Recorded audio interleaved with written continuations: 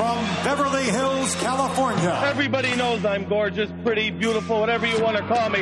Bobby the Brain Heenan. What's Gretzky's number? 99. What's your Check number? that out. Oh, number 1.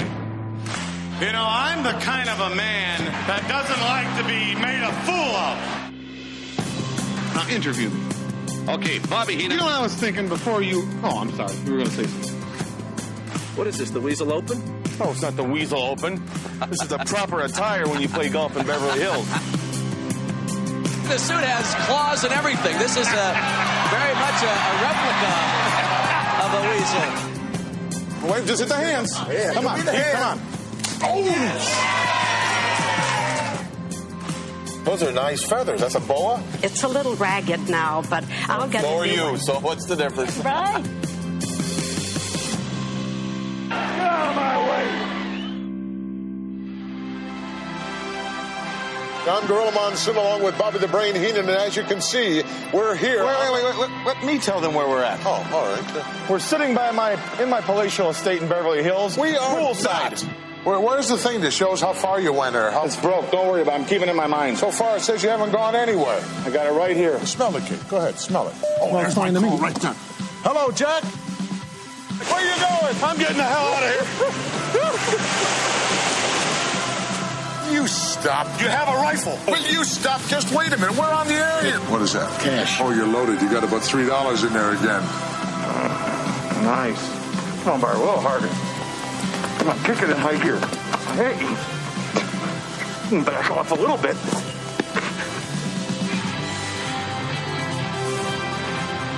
I'm a gentleman. I'm Bobby the Brain Heenan, regardless of what these humanoids have to say about Weasel. Hi, Bobby. Hi, Bobby. You know the rules. Mr. Heenan. That's right.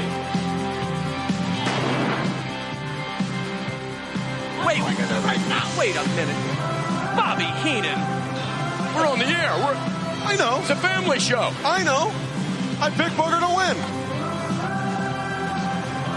These two guys, I'll tell you something about Bundy and stuff. What?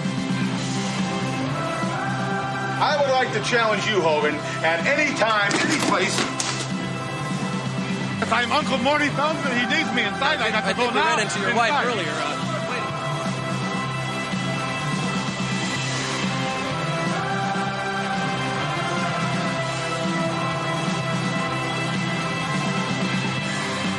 You listen to me, you go to the top.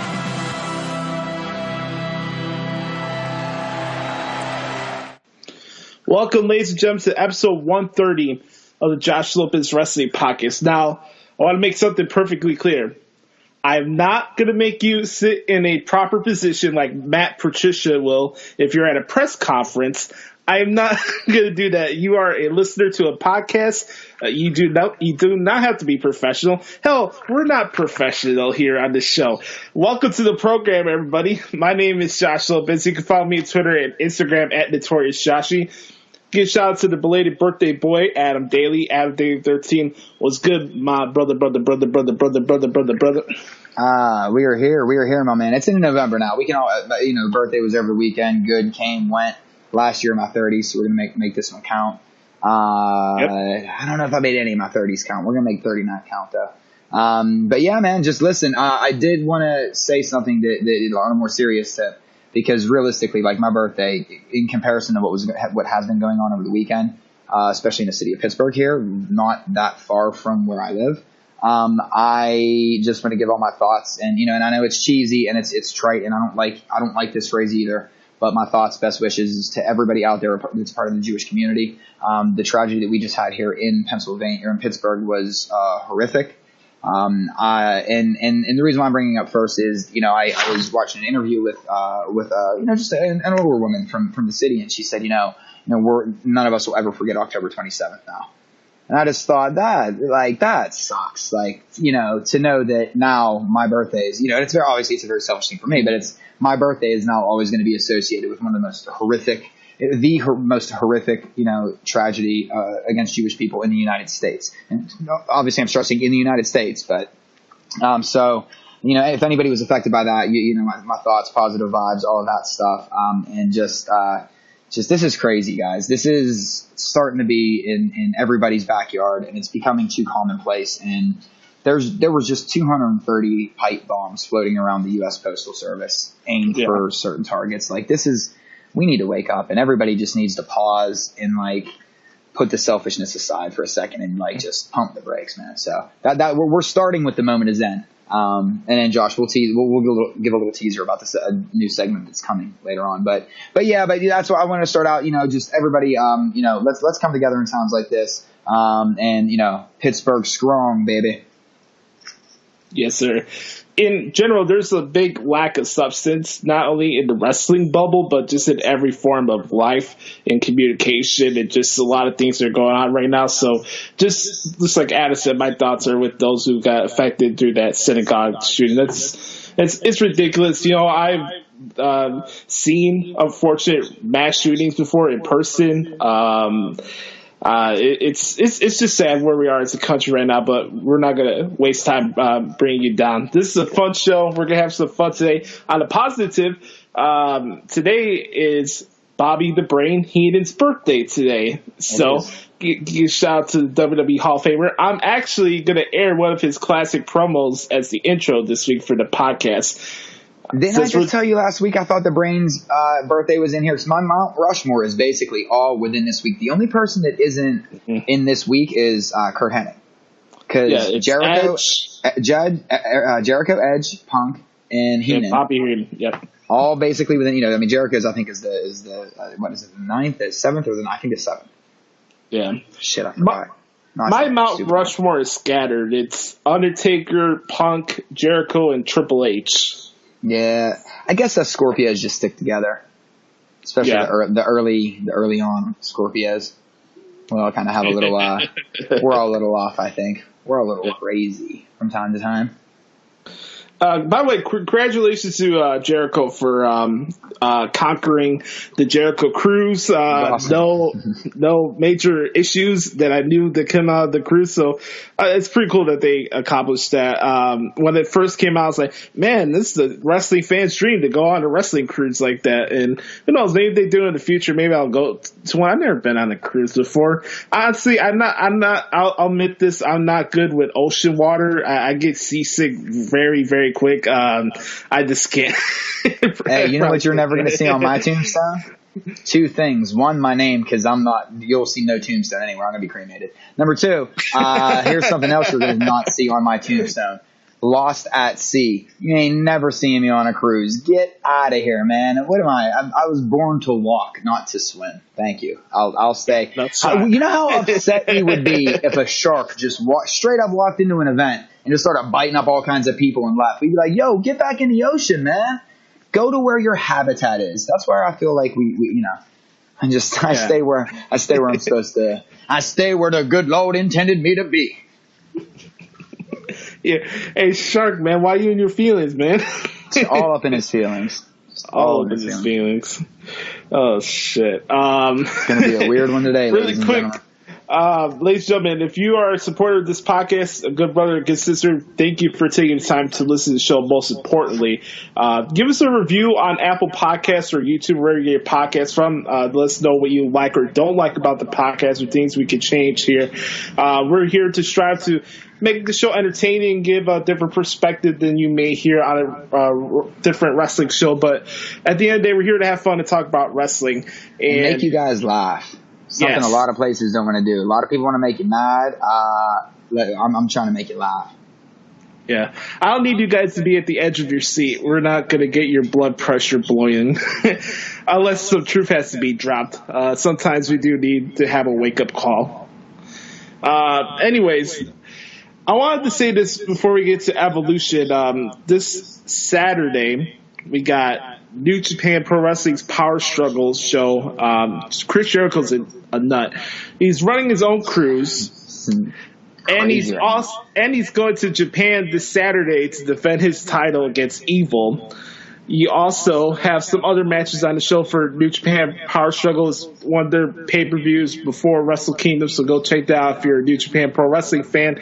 And I wanted to give a shout-out really quick to every single person that was on the production for Evolution.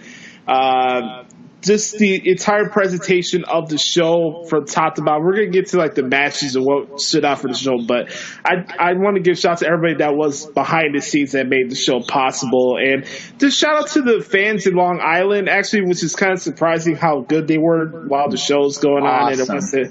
And there wasn't any ridiculous chants that had nothing to do with the show or beach balls. So I just want to give shout out to everybody that played a role to making Evolution what it was on Sunday. And I have actually something about Evolution that my daughter wants. She wants to make sure that I get this in here, so I'm going to get that in first, after I say this. And we'll elaborate on this later. But I want to let everybody think about this at first. The one thing I took away from Evolution, and I mean this in the best possible way possible. Like I'm not trying to. People are going to say, oh well, then that means it wasn't good, or oh well that means. And here's what I'm going to say. Here's my hot take. You know what was great about Evolution? It felt like every other pay-per-view that we watched. It didn't feel like a woman's pay-per-view. You know what it felt like? A wrestling pay-per-view. And it was awesome. And that I mean that in the highest regard. I don't mean that to say it didn't feel like obviously it felt special because it was the first one. But I mean that in a way as I didn't stop once and other than them shoving it down our throats. I didn't think this is an all women's pay-per-view. I was getting lost in the matches. I was getting just enveloped in the stories, and I think they did a really good job. Now, my daughter is very adamant about this and she wanted to make sure that if anybody at corporate is listening, she apparently thinks that we're a bigger deal than what we are. But she said there were a lot of women's tag team signs in the crowd, so pay attention. That's from my soon-to-be 9-year-old, and she wants them tag belts. And she wants to challenge Pete Dunne for the UK Championship, but that's a whole different story altogether. But she loves that title, man. I ain't kidding. Women's tag team belts. We talked about this before of what other titles could be for the women's division. I brought up in the past to have women television titles since a lot of the Raw and SmackDowns we may have a match on the show that has nothing to do with storylines or actual rivalry. So you give those other women on the show something to do if they're not going for the main title. It's just an idea. But I am an advocate for women's tag team titles. Charlotte always brings up the posters for the fans that says we want tag team titles on the Mixed Match Challenge. So the need is there. The want's there. I don't know why it would be a bad thing. So I think they're getting there. I do. I think it's just, with everything, Josh, you know how it is. It's just patience and timing and marketing and coming up with the right design and when, and that's stuff that we always forget about because we want it now. And it's like, well, if you give it to us now, it'll be great.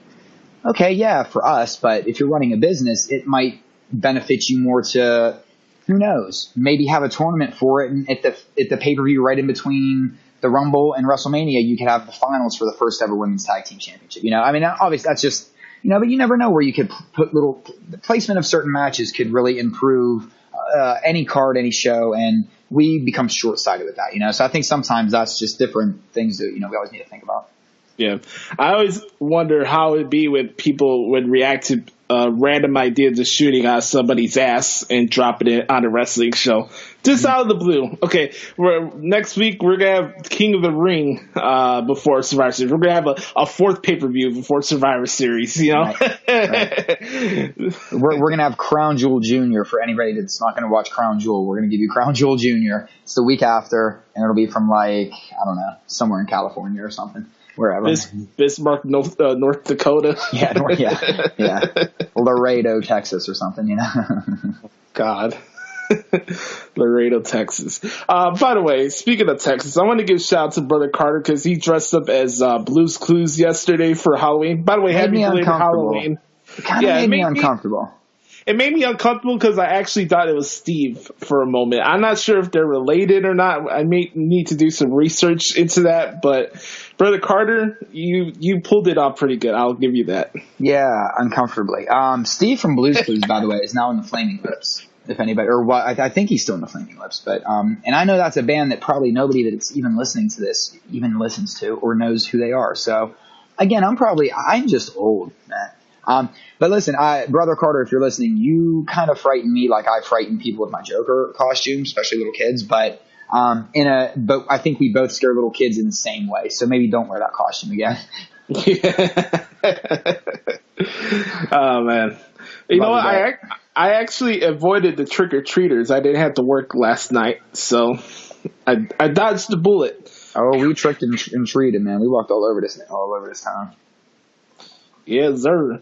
Okay, let's get into Evolution. I wanted to say really quick, Renee and Beth Phoenix have great chemistry on commentary. I even noticed that while covering the Mania Classic this year. Of course, everybody knows how good Renee is and how talented she is, but I want to give a shout out more for Beth's side because, her character for many years was just on the glamazon. She had her charismatic features to her, but you never seen her as the obnoxious one to get attention or talk that much. She's tall. She was the best wrestler in the women's division during that era. She was the dominant more than she was, I'm the Miz and I'm awesome and I'm the best in the world. It's a different type of presentation for Beth Phoenix. So for her to give commentary a chance like that, and she did a good job in the Mixed Match Challenge last season. And I want to give a shout out for Beth because it's not an easy job to do, to step into that, especially being the first ever pay-per-view, and she got to do commentary for that. I want to give a shout out to Beth. Yeah, listen, I think it came off, commentary came off really well too. It was great to see the support of a lot of the male superstars and male wrestlers that were there too. It really felt, it was fun to watch. Like you said, like how you're giving credit to the stage, everyone behind the stage. I liked it. The one thing that I'll admit that it felt a little different is it felt somewhat special because the stage was a little different. It had the old school barriers instead of the thick rubber barriers. You could tell it was the metal barriers with the slide. It gave it more of I don't want to say that old school gritty feel, but it kind of gave it a grittier feel. Sometimes when you turn down the volume on one side, you actually turn up the volume on the other. And as much as I love the presentation of entrances and I think they should go back to pyro, even though I understand why they're not doing it. And, and I love all the bells and whistles and I'm big with the theatrics of it all. Sometimes when you strip down the theatrics and it kind of gave it an all-in type of feel, Josh, if I could, and I don't want to compare the two because it's not, and I know they're totally different, but what I mean by that is it didn't feel overproduced, but felt like it was still produced very well. If that makes sense. You know what I mean? It just felt like it was done how we would want it as fans. Are we going to get it that way every time? No. Should we? No. But let me ask you this, Josh. Do you think this becomes their October pay-per-view every year now? Yeah. Mm-hmm. I do too. I think as the years go by, they'll probably get rid of the gimmick pay-per-views and just have Evolution or whatever it's going to be called yearly in October. Yeah, I do too. And it's a smart month. It's a great tie-in with Susan G. Komen, so it does make sense. Yeah. Here's the thing for me: like a lot of times, you would come on a podcast after a pay-per-view, and I would bring up, what's the big old vitriol topic this came out of the pay-per-view on the bubble, and it's kind of hard for me to think about things to say about this show because when I watched the show on Sunday, and like I do with most wrestling shows, the last thing on my mind was wins or losses or who got buried or whoever gives a fuck. It was something that I gave two fucks about. And I just wanted to watch the show for what it was. There's great wrestling matches on the show. I thought Toni Storm and Io Shirai did a really good job for the finals in the tournament. It was fantastic. Yeah, Toni Storm is a big upcoming star, and she's going to kill it in the NXT UK brand. I really enjoyed, a match that we've seen a lot on Raw. I thought the Riot Squad and Sasha, Bailey, and Natalya, I thought that was a pretty good match too. Mm-hmm. There wasn't a match that I felt that was too long or whatever. I mean, they even played out the Battle Royal well with characters that maybe you're not interested weekly. I thought that was cool too. And I mean, to look at Charlotte and Becky, who I feel is one of the matches and rivalries of the year so far, the last woman standing match. Just the whole show in general, whether you're the biggest Nikki Bella mark or Ronda Rousey mark or whatever mark you are for the women's division, they had something for everybody on this show, and it's kind of difficult in a way to talk about it, and definitely on a podcast like this, because you don't have something to subjectively bitch about. We don't do that, but I'm just you know where I'm going with this. And B is I just wanted to watch a wrestling show for a wrestling show, not that it's just only all women. I'm watching a wrestling show, and that's what I took away on Sunday. That was I think when it was all said and done, the greatest feeling about it. Like when they had all the women on the top of the ramp, and and everybody came out. It was that moment of like, you know what, not that they pulled it off, but it was like you said, and like I started this off with, it was the feeling of, holy shit, they just pulled off an all women's pay-per-view, and it wasn't, again, without them mentioning it over and over again, I wouldn't have noticed. You know what I mean? It was because the storylines were that good, the matches were that intriguing.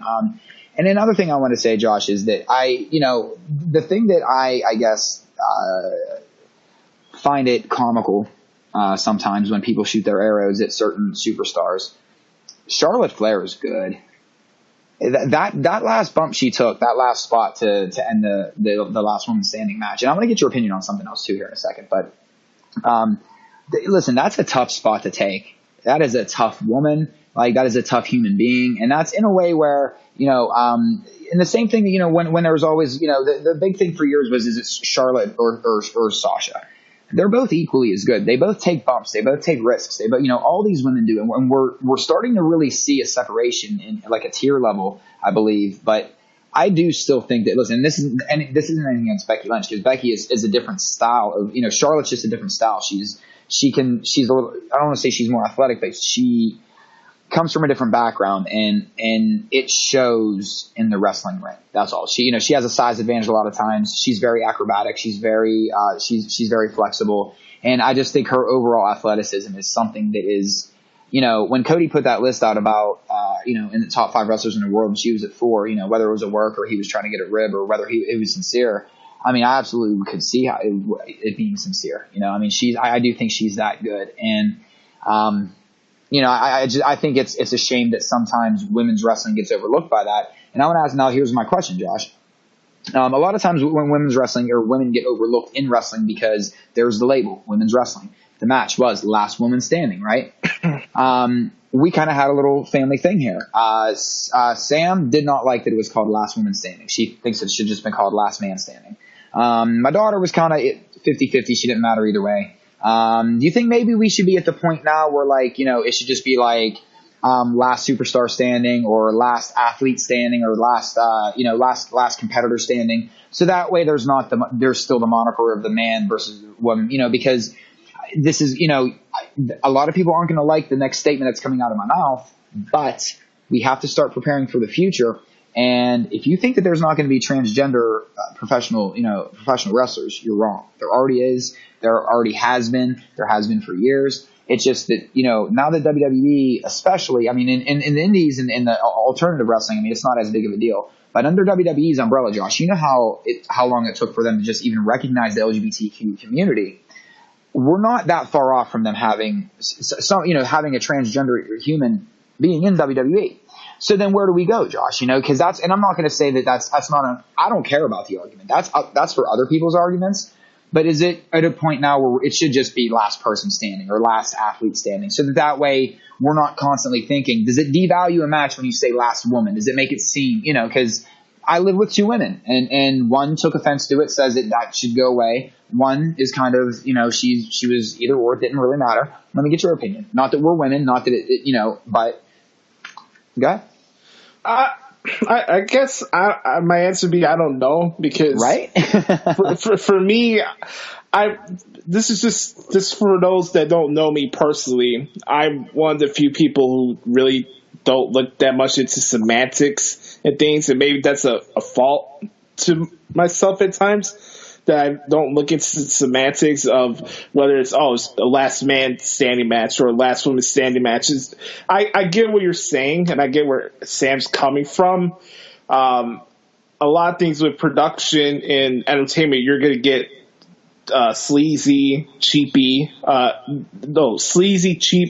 production labels on a program. Right. You have it on every show you watch. Right. Thank you. Yeah, you're right there. Yep. If it was called a women's Hell in a Cell match or a women's Money in the Bank match, why didn't anybody say anything then? I agree. I think that it's starting. But again, it's not. It isn't for me. I guess because it doesn't affect me. When it comes to gender. I don't know though. I that's where I start to worry about. Are we breaking it down too much? Because we just got done watching an all women's pay-per-view that I didn't even realize. Obviously, but it didn't feel like it was an all women's pay-per-view. It just felt like an awesome pay-per-view. Yeah. So I think that starts to make it extra. I don't know. I think that's a little extra I'd almost wear that as a badge of honor. Like, I don't know why. I guess in a way, aren't you supposed to be proud to be a woman? So wouldn't you be proud to be the last woman standing? I don't know, but I'm not a woman, so I don't want to, it was just a question I want to present. Question for any, maybe any women that are listening out there. It was something that we discussed here, so I thought I'd toss it out there for your guys, for you guys to digest, chew it up, and then think about it. I'm neutral. I'm Switzerland on this one. I really don't care. I just thought it would be an interesting point to bring up just to get everyone's minds going. That's all. So. Right. That's why I'm here, the hard-hitting questions. Hard-hitting, yeah. Tom Brokaw. yeah. Key on the broke. That's So this would fall into the box of something of a hill that I wouldn't choose to die on. And when I look at the fact that the women are having the same type of really dangerous type of matches like the men, I think that's the bigger thing to take away than, this is the last woman standing match. And at the same time, I mentioned this last week, too many times us as men speak for women, and I think that's ridiculous. No man should speak for any woman. That's why I presented it as a question and said I don't really have a stake in the game at all. I have things that, because I actually agree with both. Yeah, well, I agree with both sentiments. I do understand both sides.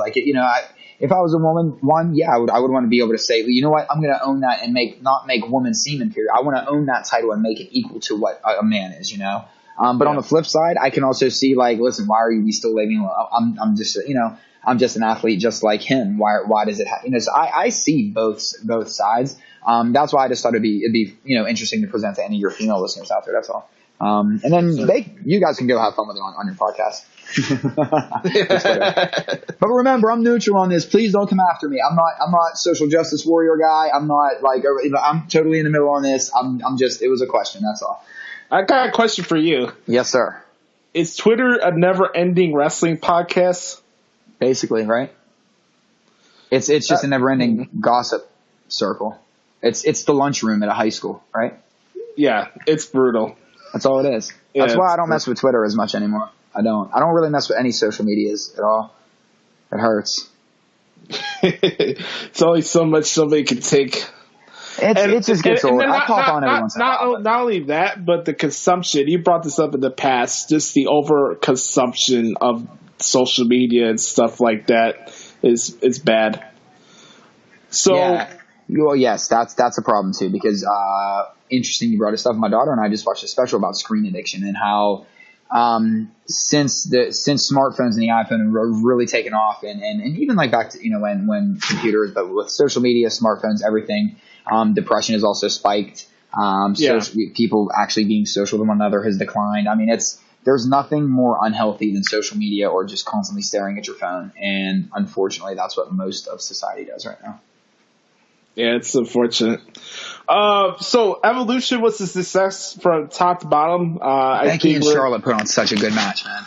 Yeah, and Ronda and Nikki was also really, really good.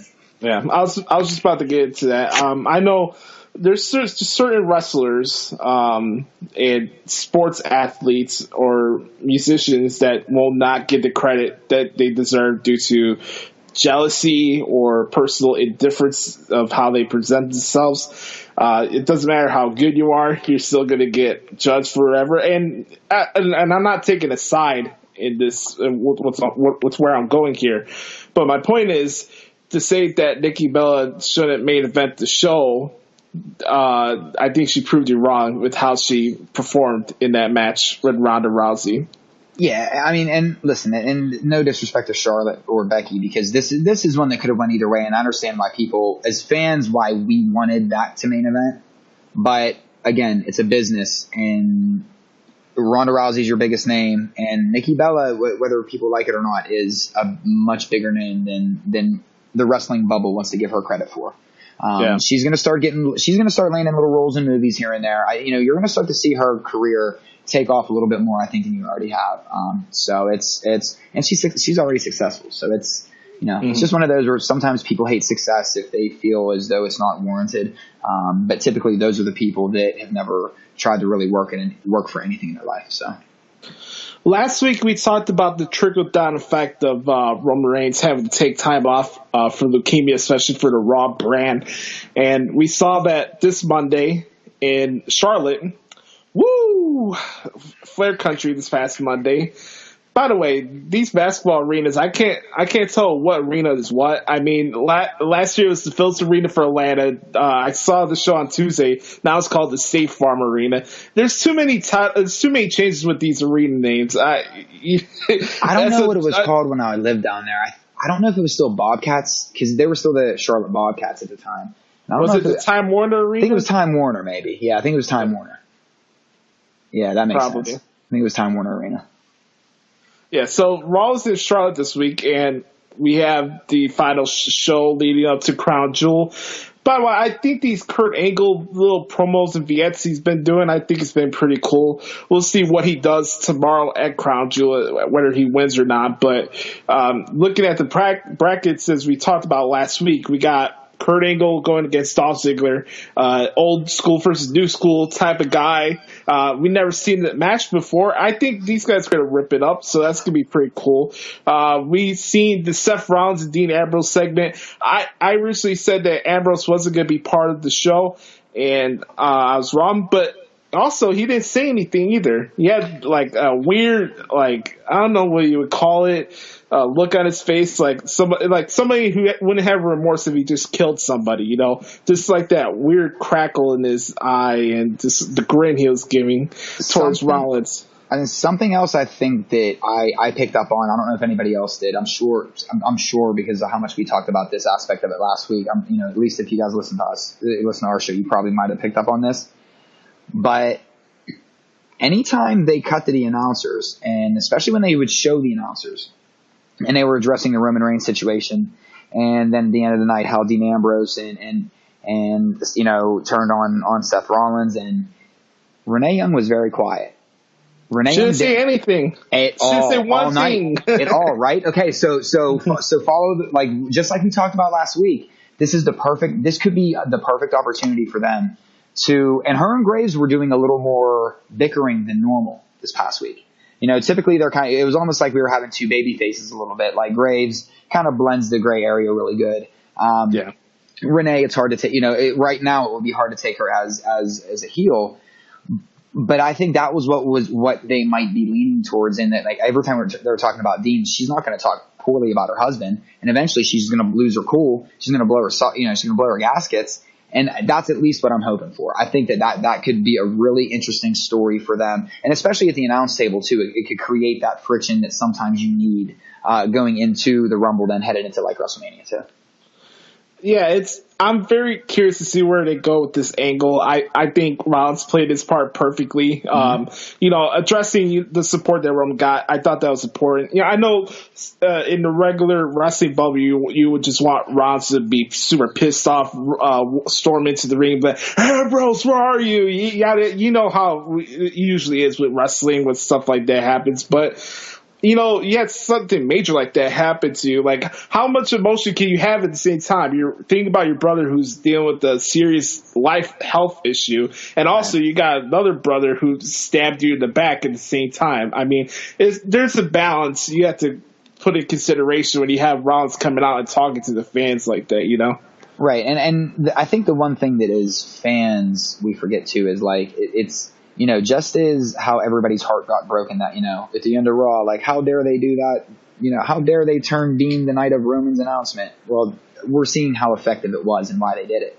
So we have to buy into the fact that if the audience is that upset and was that affected or they reacted in that type of way, you know, we have to expect Seth Rollins' character to react in an even more extreme emotional way. You know what I mean? So if the fans were upset and emotional and didn't understand, like obviously Rollins has to play that hurt but upset but angry but like, you know, so battling all the emotions, not just come out with anger. And so there is a fight, and I think the same thing goes with Ambrose. You know, because maybe he doesn't know why he's doing what he's doing, or maybe he does know, or maybe it's no, you know, and I think that's the beauty of this angle and why, you know, this sounds real bad, but I think that if they would have just turned Dean last year on Seth and we had the same thing, okay, we got it, whatever.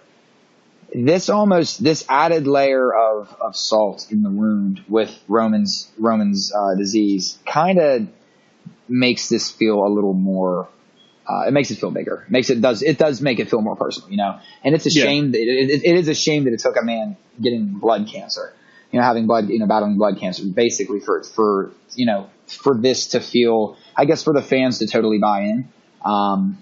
But that's kind of what happened, you know, and that is the shame of it, but I don't know if the fans would be this heavily invested if it wasn't for the injury to, you know, or to what Reigns is battling. And that's exactly why WWE did it when they did it. You know, there's a lot, I mention this every week, there's a lot of things we've watched from wrestling, whether it was morally correct or not, it's either helped or hurt in the value of certain rivalries.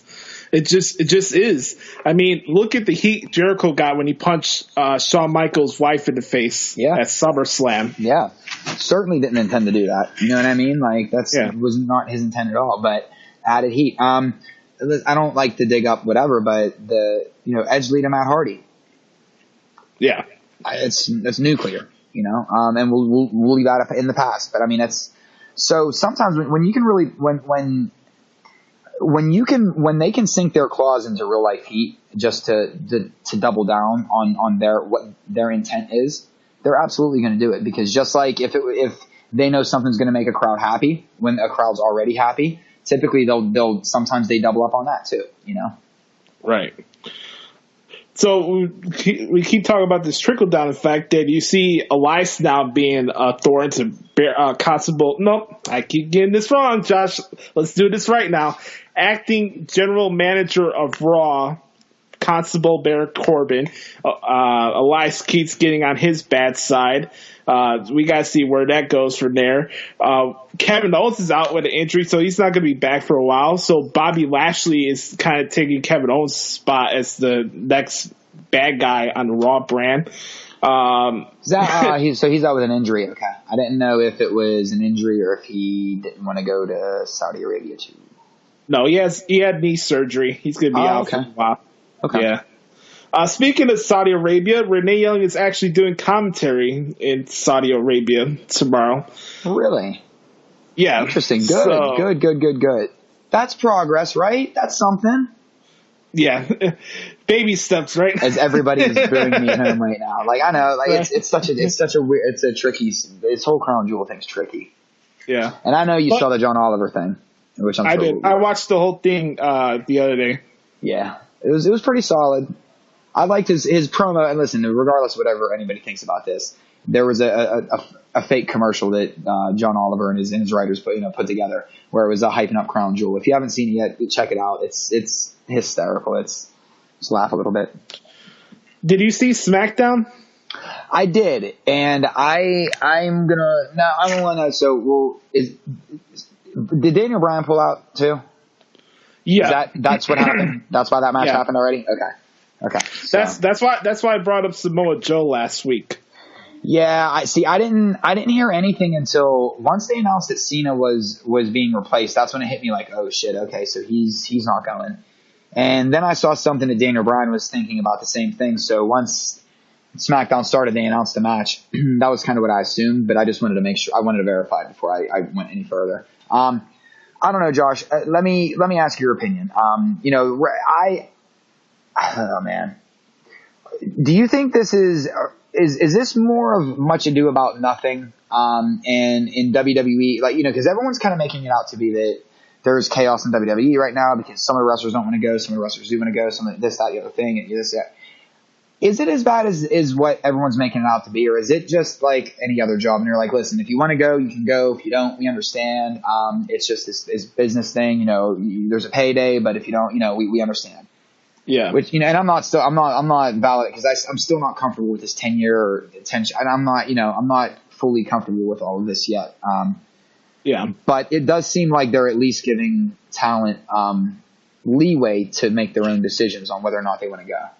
Without repercussion, I guess, Yeah.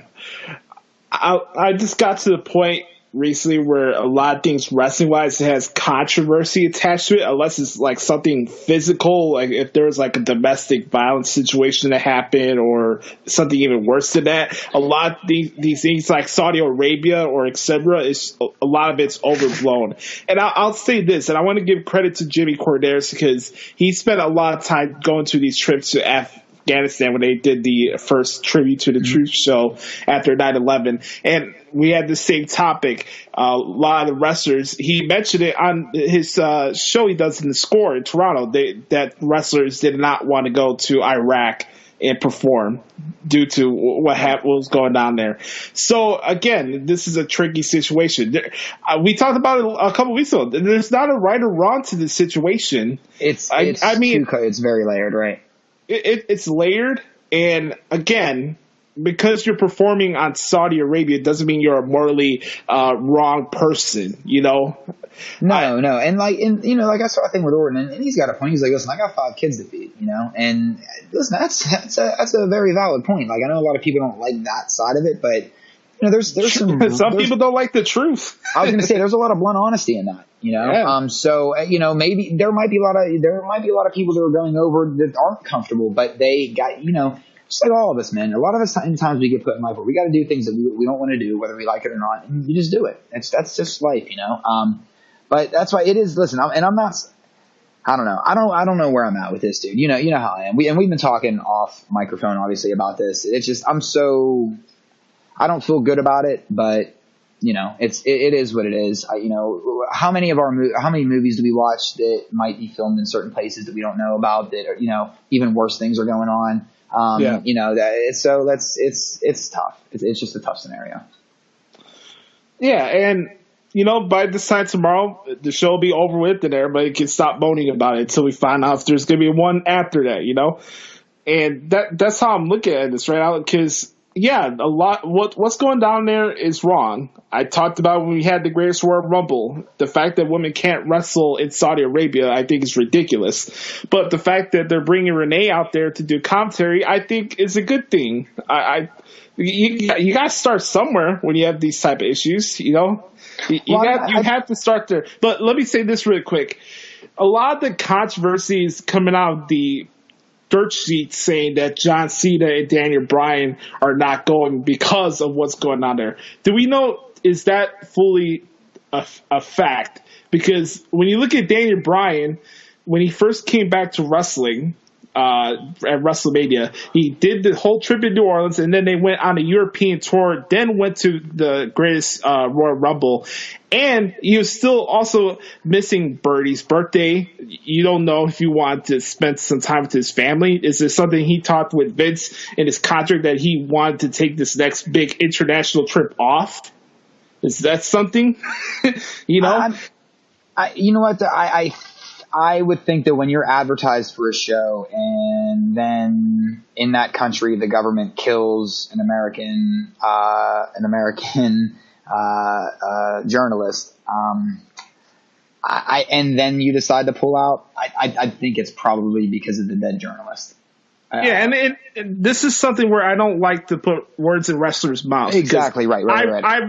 I would rather want Daniel Bryan to just be upfront about it, put something out on Twitter saying why he doesn't want to be part of the show. I don't need Ryan Satin to tell me that Daniel Bryan is not going to Saudi Arabia because of what happened down there. I'd rather hear from the person than what's on the internet. I agree with that. Yeah, absolutely. And John Cena not being on the show, is it going to affect the company with this partnership? I think we're at the point where John Cena being on a show in Australia or Saudi Arabia is going to have no effect on what the company's doing right now. I mean, Randy Orton had a point in his interview. He doesn't wrestle anymore. They're not relying on him anymore. No, he's special attraction. That's all it is. He's kind of going to the places where, with the first Crown Jewel, when they just did the Super Show in Australia, he's kind of popping up in the first ever types of places, just like Hogan would have back in the day, or just like if Austin was still wrestling, he would, or, that's why they're bringing back a lot of these old legends and Hall of Famers too. It's because, and they keep talking about that the Crown Prince of Saudi Arabia he was a big fan of like 90s wrestling and 80s wrestling. So the more that they can bring back the past, it pleases him, I guess, which that's a strange thing to say. I don't feel comfortable saying that on a podcast, by the way, about just a government official, quote unquote, in a different country, realistically, yeah, man, I don't know. I don't think it's as bad as everyone's making it out to be. I think people just realize, people are making a big deal of, oh man. I mean, I think the Saudi situation is troubling. I think is the easiest way that I could put it. Again, it's not necessarily my hill to die on, or it's not WWE's job to change. But still, I don't know how I feel about all this. Like I said, I don't feel good about it. But what about all the other money that goes now? They're giving money to GLAAD. They're donating a lot of money to Susan G. Komen. They're donating a lot of money to we don't know all the other organizations where their money goes to. We never celebrate that. We actually criticize that. We actually give them shit for co-oping with some of these for but. By the same token, I don't know, man. This is where I'm kind of like torn on this one. Realistically, I'm not going to lie. I actually was thinking about skipping it and not watching it. My little girl, my daughter basically was like, I don't like that they're doing it over there, but I want to watch it. So it just is what it is. And so I'm just following her lead. I don't know. The honesty of a 9-year-old sometimes, man, what can you do? We can't change. One person can't change the world by themselves. I mean, if we're going to hold this company to this type of standard and stuff, I mean, you brought it up before. The NFL doesn't pay anybody in the Army, while coaches and players wear military stuff. Mm-hmm. They do nothing for the military. So, I mean, I think for me it's kind of tricky where you want to just cherry pick what's wrong and what partnerships go in or out of the country. And again, I don't feel good about the partnership. Like, please, I don't want this to make it seem like I'm making this, because I don't really like it at all. But the fact that, the fact that Renee is going to be there and she's going to be doing commentary and stuff. Again, I know it's absolutely baby steps, but this is going to sound very bad. And I don't mean any ignorance behind this, I don't mean this to be insulting to anybody, but, when it comes to being a progressive society, they're behind us. We know that. Yeah. And, they're trying to help them get them to there, whether or not it's our business to do it or not. I mean, I don't know if it's our business to be in another country telling them how to live their life. But, maybe in 10 years, if we look back and somehow WWE, it ends up that, they have equal rights that we do over here, maybe it did help. I don't know.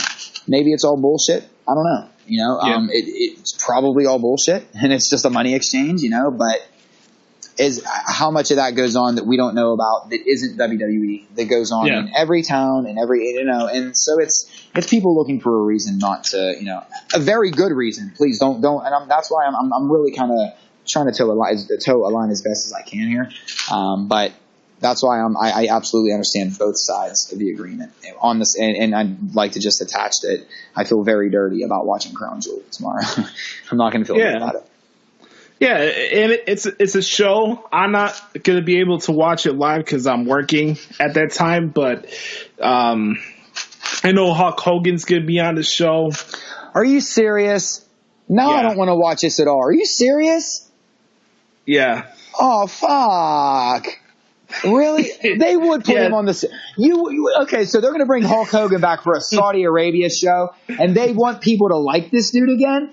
They want fans to warm back up to Mr. N-Bomb, and let's put him on a show where we can't have women. Come on, WWE, you're better than this. No, the Prince wants Hulk Hogan. Well, from the Clown Prince to the Crown Prince, go fuck yourself, and that's in American. Yes. You like that? Yeah. It's in American. That's for all you Southerners. Dude, out why do you think English. the show's called Crown Jewel? I mean, I get it. Listen, I totally get it, but that's just this is becoming PR nightmare after PR nightmare. And you would just think at a certain point they would at least try to go into damage control. I didn't know Hogan was announced for this show. Holy shit, dude. Yeah. All right. Brother, he's going to go down there. What about Sergeant Slaughter? Iraqi Slaughter, brother. Is Adnan going to be there? Brother. brother. Jack. Brother. Dude. What if he comes out as Mr. America? Man. yeah. Let's put him back under the hood. Oh, no. Oh. Why you do this, WWE? Why? All right. I don't know. I don't know. Let's change the tune here. What do you think about Dude They coming out as the Brood? I thought it was awesome. Yeah, it was awesome. It was great. It was great to hear the old Brood music. It was cool to see Edge recognize and talk about it and stuff like that too. So, wasn't that your ringtone? You told me that for the longest time. For the longest time, I do think Graves had the quote of the night though when somebody said something about a really bad Halloween outfit, and he was like, "You dressed up as a baby last year." I'll never forget that. He just went off on him. So thank you, Corey Graves, for once again the quote of the week. But I keep missing the reference he makes when Leo Rush is talking during the matches. Like I'm trying to remember who he's relating him to. Leo Rush is like if Crazy Legs from Don't Be a Menace could actually walk. You know what I mean? Like if he ended up becoming the best dancer in the hood, but ended up going into WWE afterwards, it'd be a hype man. Like if he never was in a car accident. That's a movie reference that no one that listens to this show is going to get. So we'll just skip past that. So he wouldn't be the pimp that Cat Williams played in Friday After the Next, right? No. Yeah, no. Crazy Legs and Don't Be a Menace he was the best dancer in the hood. Then he was in that car. He was in a car accident, I believe. He was in a wheelchair the whole movie. Yeah. Yes. Lashley. I put that meme out. I put that meme out on Instagram the other day of him saying Lashley, and then Elias is just pissed holding his guitar. It's pretty funny. Yeah, he's getting good heat with that though. I mean, that's the thing. Listen, is it annoying? Absolutely. But it's another thing that's effective that they're doing right now. So we got Becky Lynch against Ronda Rousey at Survivor Series. That's going to be pretty cool. Also, they announced it's going to be Seth Rollins against Nakamura. Intercontinental Champion versus U.S. Champion. So Survivor Series has almost become bragging rights, but Survivor Series. Yeah, it's bragging rights with matches that caters to the hardcore fans. Gotcha. I love the sound of Nakamura Rollins. I like that. Yeah, sign me up. Yep. Quick as possible. Both of those matches. Becky Ronda will be amazing. It'll be good to see how Becky can go with Ronda too, because everybody knows that, and I hate to say this, but again, there's a lot of truth in what's going on with Becky. Like she's always overlooked. It's always about Charlotte. It's always about Sasha. And I would put, Becky right up there with them. So I'm excited to see her and out of all the, Charlotte, I guess I still put her slightly above the rest, but I think Becky and Ronda is going to end up being better than any match we've seen out of Charlotte and Becky. Yeah. Before we make predictions for Crown Jewel, I wanted to get your thoughts on, just really quick, get your thoughts from anything else that stood out from you from SmackDown this week. Yeah, I'm ready for a new WWE champ, and that's nothing against Styles, but it's time. It's time, and I don't know if that's Joe or if that's Miz or if that's Daniel Bryan or whoever. I mean, and I hate to say whoever at this point. I just think that for me at least, the title doesn't seem fresh anymore. For a while, it felt like there was a lot of excitement behind the title, and it just now even with like the Universal Championship kind of just being vacant right now, it's kind of being left up in the air, and for whoever grabs it on this weekend, which is, as much as I hate to say this, it's probably going to be Brock Lesnar. This isn't a prediction; it's a spoiler. Yeah. Just beware when Paul Heyman says that. Thank you, Paul. Beware when Paul. There's only been one time when Paul Heyman didn't say that, and that was when Lesnar lost the championship. So just I don't know. Sometimes just pay attention to promos. But either way, I don't know. I don't know about the Universal Championship picture right now. I got to see that play out, and the WWE Championship picture kind of feels flat too. So I just think that maybe getting the title away from Styles for a little bit would be a good idea. Nothing against Styles. It's just his character's just gone nowhere at this point, These next few months are going to be very telling because somebody is going to have to fill that role while Roman's gone. Like, who is that person that's going to be the calling card guy for these big shows to close out the events and stuff, We don't have an answer for that. I mean, the proverbial brass rings are there. They're there. Who's going to take it? And like I said, this is the first time in a long time where you did not have Roman Reigns, John Cena, yep. Like log jammed at the top. Or even before that, you could talk about this is where they're really waiting. There's no excuses. I don't want to hear. I don't want to hear anything from anybody about certain talents being held back. Two guys, I think. No, okay, so I'll give you three guys because I want to give at least make sure I get each show taken care of. Two guys on Raw, I absolutely think should be or could be and can be the guy is Seth Rollins, Finn Balor. Them two right off the cuff. I mean, right off the bat, them two to me are flag bearers for the company. And then on the SmackDown side, since we're going to pick two all over again, Daniel Bryan and The Miz. Right now, I mean, The Miz for me absolutely should be WWE Champion all over again. He should win this tournament and he should win that championship. The last thing I had from SmackDown, I thought it was very interesting, like how persistent Shane was about SmackDown beating Raw in this World Cup tournament, and he's like, if you lose to Raw Superstar, you're basically fired from SmackDown. And I thought that was very interesting. I wasn't expecting that. There had to be some type of stipulation attached to this or something coming out of it, because last week I mentioned The Miz would win the World Cup and it would be his clause to fight AJ at Survivor Series. Right. Look, Survivor Series is in Los Angeles. You don't think The Miz is going for the WWE title? Oh, Miz is definitely. If that's in LA, then Miz is definitely in that match. That just makes sense. And that's where sometimes we can look too far ahead. But then sometimes that's where we can look too far ahead and outsmart ourselves too. Is where we start booking ourselves into a corner. But what did they? This is where I kind of tuned out a little bit. But what did they say with Joe and Styles? Are they wrestling a Crown Jewel, or is it just so they are for the championship? Yes, sir. And this makes me think Styles was going to retain anyway at Crown Jewel then. Because I don't think they would just. It's a house show. Thank you. Yeah. This is a house show. Thank you. This is a house show with that was supposed to have a couple championship matches on it. Yeah. We'll have one. Yep. Hey, well, that's not true. That's not true. Actually, that's not true. We do have the New Day at the bar. Actually, they're wrestling each other at the show. Yeah, that's true. I still can't get enough of that Brood entrance. I thought that was hilarious. Hell, even we have it every year. Thanksgiving, Christmas, Halloween. We always have these gimmicky matches on Raw or SmackDown, and I thought it was fine. Bloodbath is even on point. To see somebody have like a Uranagi slam on jack-o'-lanterns, I'd just get a good kick out of it. I don't know why. Because it's supposed to be silly and goofy, man. Like it's supposed to be that every once in a while, let's not take a match too serious and just let it happen. And thankfully, New Day is here to always do that for us. I don't know if I would want my head be jammed into an apple jar by a 7-foot giant. I don't know. Ever. I feel bad for Woods there. Ever. That didn't look like fun. It's that whole drowning thing I'm afraid of. I wouldn't do well with that. I'm going to give a shout out to Byron Saxon before we head out of here. This dude gets so genuinely excited for the New Day and how disgusted Graves is when he responds, "My favorite part is SmackDown."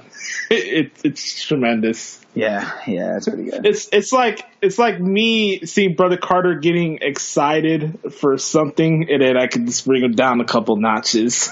That's how it was at Universal Chatter back then. So shout out to the obsolete mule, Brother Carter. Yeah, tell him to leave Blue and his clues alone. And One American News as well. Yeah. But he was great in Flaming Lips, so that's all I know.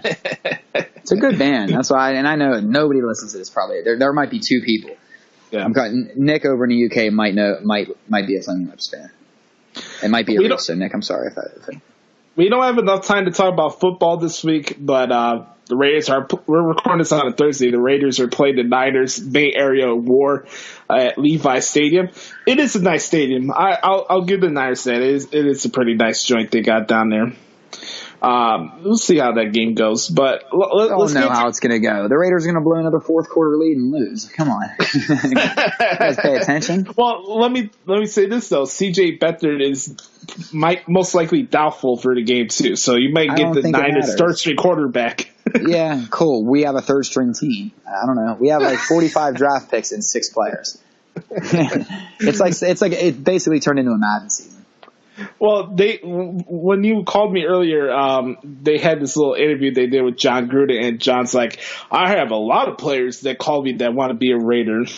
Okay, we'll see about that in the off season. Rogers Camardi just retired mid-season, just like that dude up in Buffalo. That's what I mean. I was ripping on Buffalo. I was like, man, you guys are bad when a dude retires halfway through a game. I mean, at least this dude waited for the game to be over. I'm glad you brought that up. They were flying dildos on Monday Night Football, and the Bears are in Buffalo this weekend. Was there really? They do that again. Why do they do that? I don't get what Buffalo's obsession with sex is. I don't know what it is. Well, I mean, because have you ever been to Buffalo? No, and that's all there is to do up there. I was trying to tell you this on Sunday. It's not on my bucket list of places to go. No. I used to go up all the time because my uncle lived up there, and I'd go up when they'd lose all the Super Bowls and kind of laugh at everybody like a little troll that I was back in the early 90s. But that's good. Yeah, man, it's Buffalo is when I went to that game 10 years ago up there. It was different. It's gotten a lot worse up there. So no shade at you Buffalo fans, but you guys need to fucking chill with your you guys need to relax. Get a hobby. Buffalo. Yeah, exactly. If it's to the point where you guys are getting pregnant in the parking lot and throwing dildos on the field during the game, maybe it's not a football game you should be at. Maybe there's an orgy somewhere, and you guys are you're at the wrong event. You're at the wrong event. Anthrocon is here in Pittsburgh every year. You can always come down here. It's not much better than Buffalo, but it's actually, screw that. It's much better than Buffalo. Yes. Oh, shit. All right, let's get these matches out of the way. I think we're in agreement. Miz is winning the World Cup, right? You know what? Yeah, I'd have to go. I think Miz wins the World Cup, and it leads to a title opportunity at Survivor Series. And I think they put him through a nice bit of talent too to get there. I'd actually like to see him beat Kurt Angle at the end, but I don't know if Angle makes it to the end. I could see Angle come in if Ambrose shows up during the tournament and costs Rollins. Which is going to happen, yeah. By the way, this is the idea of Kurt Angle and Seth Rollins in the match. I know Kurt Angle's been beat, torn, bruised, battered, and torn, and all the adjectives you want to use to describe Kurt Angle. I understand that. But I see him wrestle matches in TNA. I think he could get something out of Seth Rollins. I think that match would be pretty cool to see. Well, and they could ease him through too. Listen, it could be like a 5-minute thing, and all of a sudden Ambrose comes out and instantly starts taking somebody out. He could hit Angle first, cause Rollins the disqualification, then go after Rollins, and Angle moves on. Something happens the next one. I don't know how it shakes down, but I don't know if he makes it all the way to the final. But I do think Miz does take home the crown. What's funny about the Saudi Arabia shows? When I looked at the last one, I didn't think about the slide. I was thinking about Jinder falling down before Hardy was doing the whisper to win. You remember that? Yeah. Jeez. Anyways, the Bar against New Day. I got the Bar retaining here. I don't see why they would lose. Yeah, House show. The house show. Yeah, I'll stick with the bar. We're having a title change regardless at the end of the show with Lesnar and Strowman. You know, technically that's going to be a definite title change. So, yeah. And usually we only get one title change at these things. So, yeah, that title stay on the bar. I got an idea for the Strowman and Lesnar match, but I'm going to save it towards the end. All right, AJ and Samoa Joe. Styles, just because, I guess. I don't know. No real reason. I got Styles too, and I agree with you. It's time for a new WWE champion. Yeah, and that's nothing on Styles. It's just it's time for a new chapter. I think we all want a new story. I would actually believe that AJ Styles should go to Raw. I can see that. Yeah, I would agree with that. Yeah. All right, here we go. I've been thinking about this. And you know what, brother, real quick, before you move on, Styles going to Raw, I think, might be one of the best. That's a good point to bring up. That could be a very, very smart move for them because you just lost Roman Reigns. And again, they have no John Cena. They have no, they don't have that guy that they've always been able to cling to. Styles is a guy that you can immediately put over on Raw. And it doesn't matter if it's Strowman. It's not that Raw isn't chock full of superstars already, but Styles is a guy that instantly goes into the Universal Championship picture. Yeah, and if Braun is too unstoppable to control, you could trade him to SmackDown. Mm-hmm. I brought this up. I have two scenarios when it comes to this Crown Jewel main event. A, Bray Wyatt shows up and costs Braun Strowman, or B, we're going to have a rerun of Survivor Series when Goldberg beat Brock Lesnar in 3 seconds. Oh, so you think if Strowman wins, it's quick and it's done and people are just angry. It's like Lesnar flew down, showed up, hey, I'm in the ring, pin me, I'm out. That kind of deal. I think your first choice is I actually like that. And you're probably right. So I'm going to go with that. He hasn't been on TV for a while. And this would be the perfect place for him to make a reemergence. But it can't be anybody but you, Roman, anymore, So what if maybe that, oh man. And people are going to be real salty when Lesnar has his title again, huh? Yeah. Including me. It won't bother me as much because I think then it puts a bigger focus on the Intercontinental Championship. And right now, Dean and Seth will probably, I'm guessing they're going to go, they'll wrestle each other for that title. And that is going to be bigger than anything I think they could do for the Universal Championship, right? For me personally, it has nothing to do with Lesnar. It's more of me not having a reason to watch UFC shows. To have him have the title just because, he could be a double sport champion, I really don't care about that. I really do not. Right. The casual MMA fan can tell you that DC will whoop Brock Lesnar's ass. So you're going to give him a title run, have him be embarrassed on pay-per-view, and then expect him to come back and he's the draw again. It's nothing on Brock personally. It's just I don't need another reason to watch UFC with a WWE story attached to it. It really leaves. UFC has been getting overly soap opera-y over the past a couple years anyway. But just the past couple months have been really they're laying it on thick. Yeah, Conor McGregor shit. Yeah, it's getting what they did with Lesnar a couple months ago, and then after McGregor's fight, the other dude running into the crowd, attacking this, that, and the other thing. Drake shitting his pants, all that shit that was going on. Wasn't that Drake just sitting there like, whoops, I was in the wrong camp. You know what, man, I like the idea with Bray Wyatt coming out and taking Strowman out because that's a very organic, sensible storyline for And it's a reason for Bray to, Bray's new target could be Braun in a way. You know what I mean? Like you were the black sheep, you were a part of the family. You never, it's they could finagle that somehow. I am concerned that they're putting the title back on Lesnar. Not that I don't care, but I just know that people are going to go ape shit. Yeah. Well, people are going to go ape. People are going to go apeshit by the time the show comes on here. Yeah, there's already so many. I kind of, in a way, empathize with WWE a little bit because there's a lot of situations that they're in. They kind of have a lose-lose situation going on, and they back themselves into this corner a little bit with a lot of it. The Roman Reigns situation, him having to vacate the belt, obviously not. But my fear, Josh, is that they, and I don't want to say that they are, they're not, but if they're not ready to put the title on Strowman, they are just going to put it back on Lesnar, you know? Yeah. And so I don't know. I want to ask you this as we wrap up the Crown Jewel stuff. Do you think there's any chance that you see Undertaker and Shawn Michaels one more time at WrestleMania? If this is why we're having this thing with DX and the Brothers of Destruction going on. Only if Shawn Michaels will stop wearing that stupid fucking headband, because it's not helping the fact that he's bald now. It really isn't. It's really not. Now, you know what? I don't. This is good. Okay, I'm just going to get this out there. This is the reason, not the reason why I wanted. I don't think we.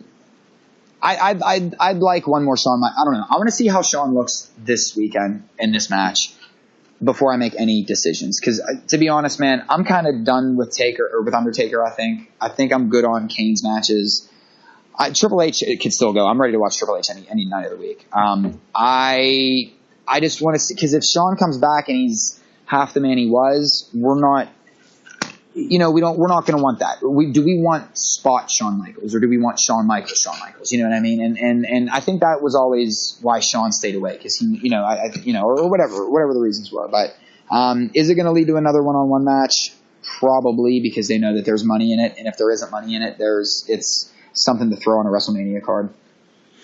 It's just something I'm bringing up because WrestleMania is in New York next year, and if you want this to be the send-off for Taker, you can have it there. And Shawn finally beats Undertaker. Yeah. In New York. And this is where, and again, it shouldn't really matter as wrestling fans, because it's the story that they're telling, not that we're trying to tell for them. And we got so used to when somebody retires, they put over the next guy. You know what I mean? That kind of was always the give and take of the business. Do you think do you think that there would be a sour taste in some wrestling fans' mouths if it was like, okay, not that it should, maybe it does matter, I guess, at some point. I guess, Josh, what I'm saying is if Undertaker is going to have a last match, I almost would rather him put over someone younger than Shawn Michaels, who's been retired for 8 years. You know, I just fear that this is going to be like Bret Hart at WrestleMania 26 all over again. Yeah. At least it's not a lumberjack match. Right. And listen, Michaels would never get in the ring if it was going to be like that. So you know what I mean. So Bruce Hart being a special guest referee. Jeez, I remember that match. It's just, can I just ask an honest question? Yeah. Doesn't it? And this will be my nitpicking thing, that my fair criticism of WWE. I'll admit, this DX versus Brothers of Destruction has like zero bite or appeal to me whatsoever. None. Zip, zilch, none. I don't know. And I get it. I get why they're doing it. I get it. They're doing it to please the Crown Prince. I just am not. I really have zero interest, and that's a shame, because I'm a big fan of Triple H and Shawn Michaels. And I probably am going to go to the bathroom during this match. Yeah, for me, I have a personal bias because I have two of my guys in my Mount Rushmore who are wrestling in this match. So I am biased to a certain point. I'm going to watch each Undertaker match until this guy doesn't wrestle anymore. And if I get the opportunity to see his last match in person, I'm going to make it happen. So Right.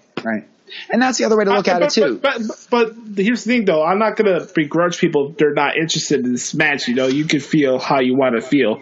And we say it all the time. You're not required to watch certain matches or things you do not want to see. If you want to fast forward, if this is the main event, if you want to end the show early because of that, that's fine. And you know what, Josh, and I guess the other side of the coin too is, and this is something that, just always trying to look at both sides. On one side, yeah, maybe if Taker did have a last match, maybe he should put someone younger over just to be that next whatever.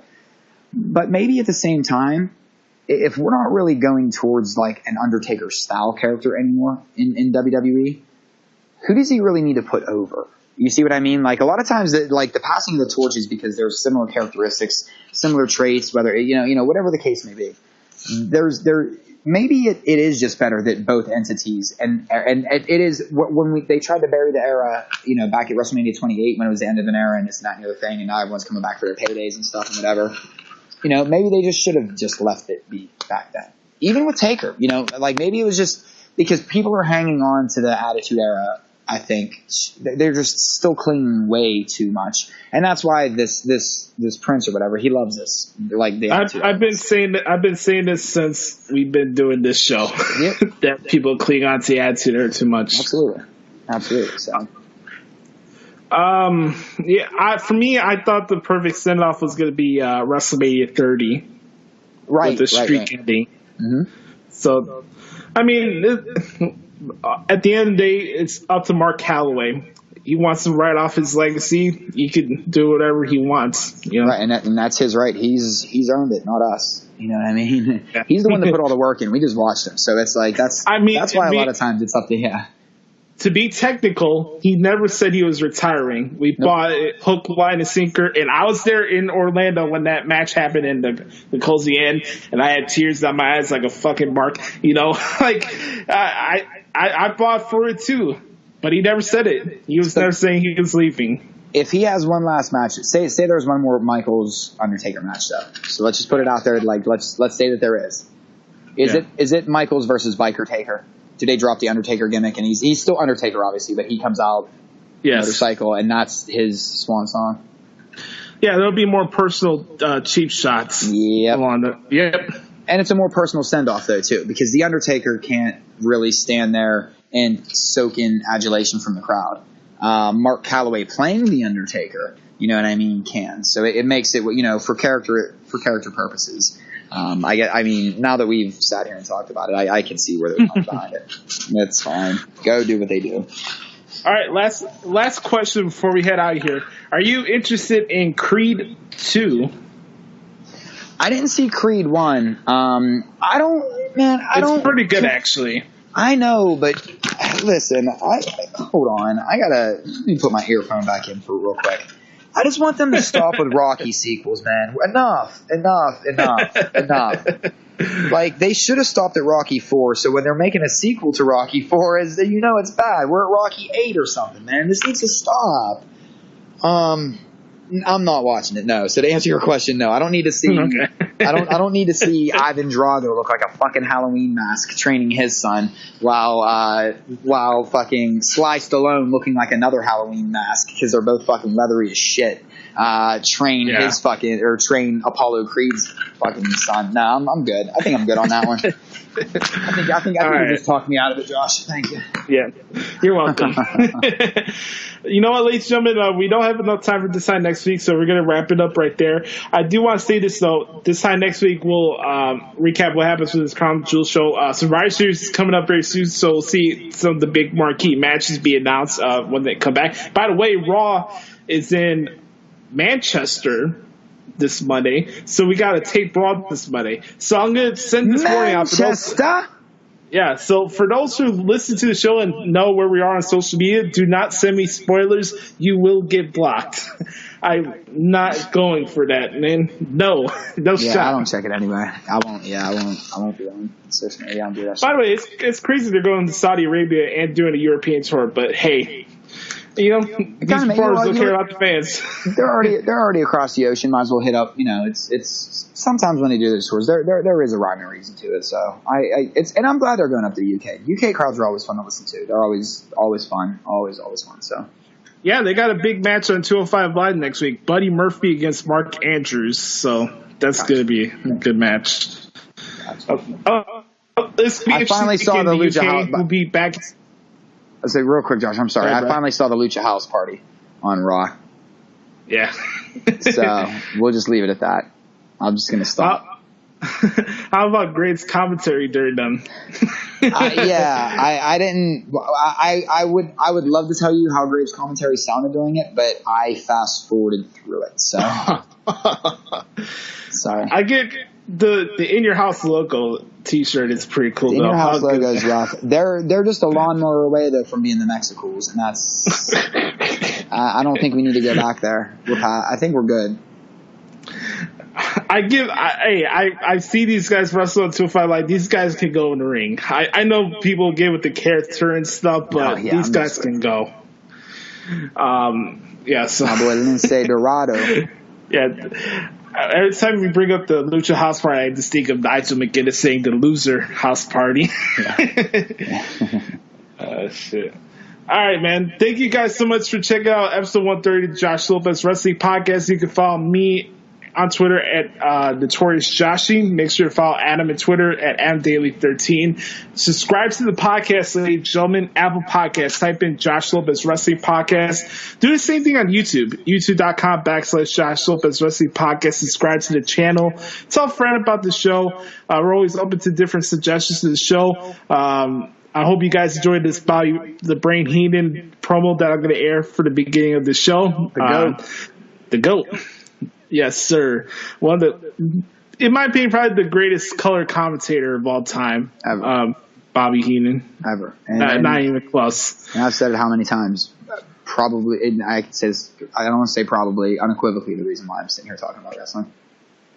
Mm-hmm. Yes, sir. Absolutely. And I want to give shout out to Mitchell, got the favorite target for your football podcast. He said that he would hope some Bears fans go through tables. Mitchell Trubisky? In the My boy the plumber. It was pretty funny. Yeah. Well, I think he came to check my oven this week. Actually, I'm glad he's able to do all this, like like play football, check my oven, go back and play for the Bears again. It's awesome, man. Like I said last week, man. Another game you take. He sounds like he's making pierogies up on Polish Hill in Pittsburgh. I swear to God, that dude is not an NFL quarterback. Neither is Nathan Peterman, but neither is Derek Carr. All right, ladies and gentlemen, thank you guys so much for joining our shenanigans. We have something new coming up to the show that we're going to save for next week. We'll give more info for a new segment that we're going to be airing. How about that, huh? It's going to be pretty cool. I think you guys will enjoy it. So for the Clown Prince, I'm Notorious Josh Lopez. Thank you guys so much for checking out the podcast. We'll talk to you guys next week.